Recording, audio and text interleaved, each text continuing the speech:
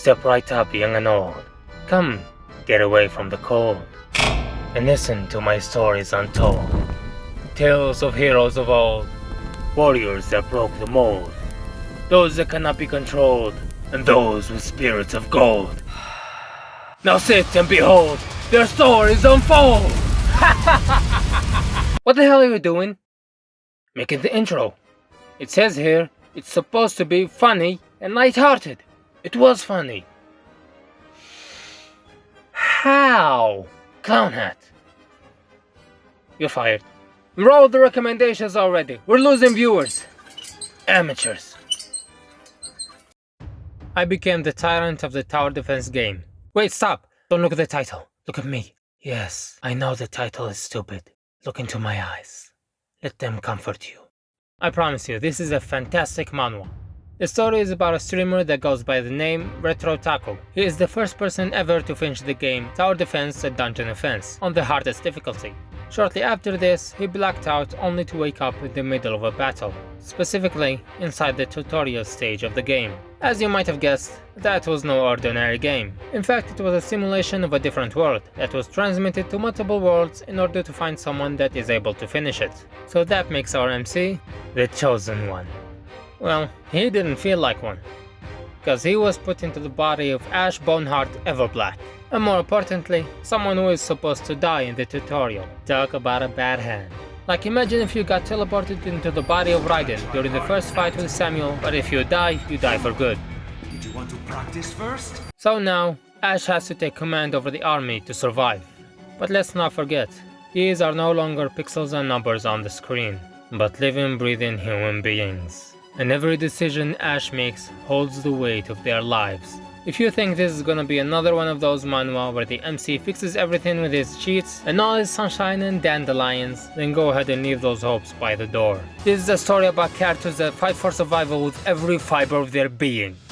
So be prepared.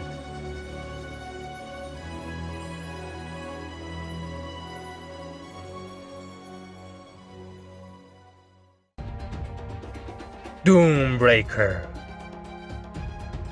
The story is set in a medieval fantasy world, where humanity has been annihilated by demons. Zephyr, being the last human standing, is fighting the demon god, Tartarus. But he is too powerful, and Zephyr knows he's going to die. So he decided to go out in the most outrageous way possible, by flipping him off and exploding. How crazy is that? And the reason behind that explosion is even crazier. Anyway, after Zephyr committed suicide by boom, he died. But he lived. He woke up in the place where the gods reside, met with the angel Mercedes-Benz that told him that the gods decided to send him back in time to try again, because although the world ended, the gods didn't finish, so they woke up Zephyr for another round. Oh, and also apparently Tartarus was throwing a temper tantrum because Zephyr blew his arm off, and now he wants payback. So Zephyr was like, fine, I accept, but I'm so gonna Kratos your asses. The premise isn't anything groundbreaking, but if you want a good action manhwa, then this one is for you. And also, Zephyr is both strong and cunning, all the necessary ingredients for a good fucking time.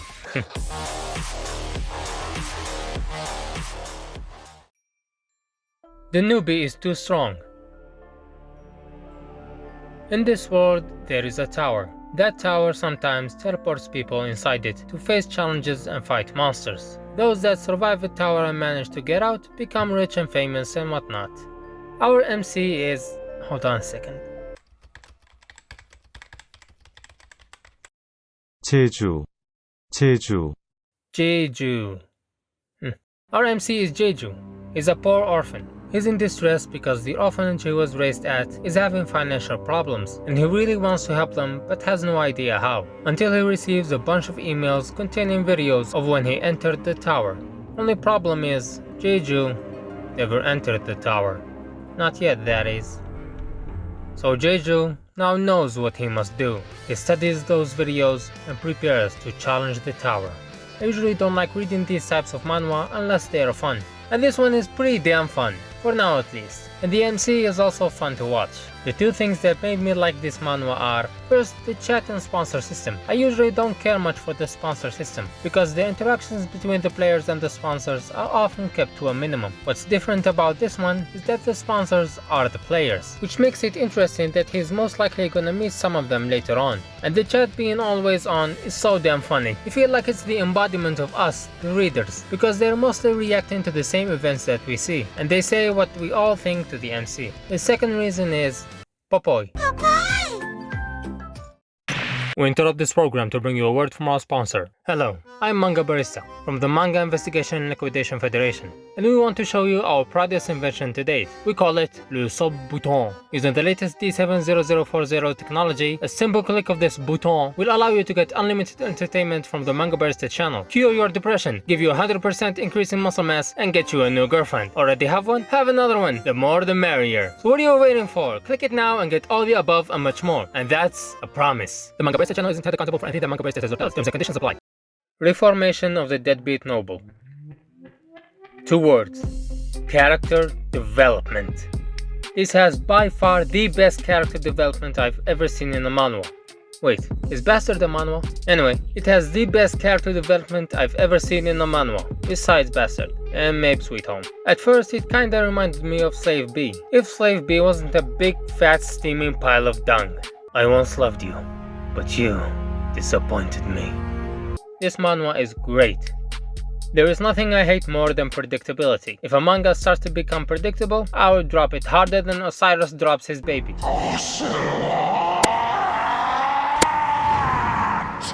And in this manhwa, the moment I start to think I know what's gonna happen, it does something completely different. And I'm sitting there like, what?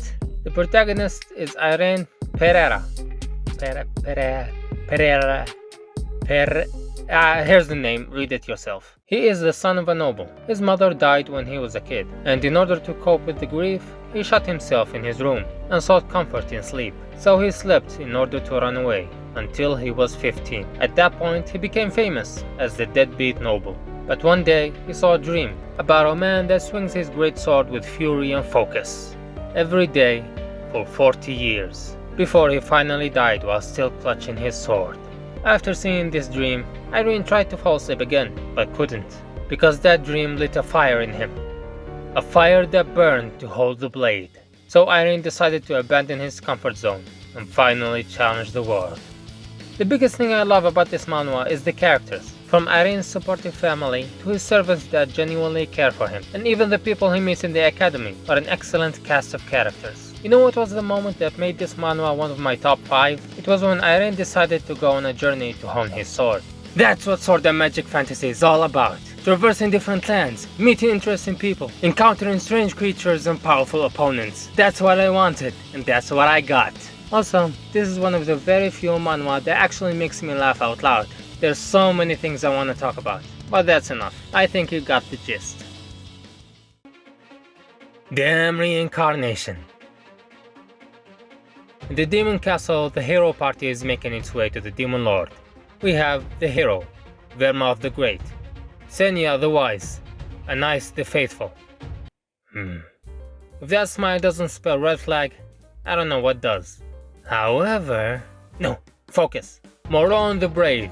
Come on, man. I know he's not the sharpest tool in the shed, but why you gotta do him dirty like this, man? And finally, the protagonist of our story, Hamo the Foolish. Hold up. I just want to know who's the fine gentleman that dared to call my boy foolish. I just want to have a little chat is all. Ain't that right, Sif? Hamo is very strong. He mastered every weapon, and he thinks of Vermouth as his rival. During the battle, Hamo saved Vermouth from a surprise attack, but at the expense of his own life.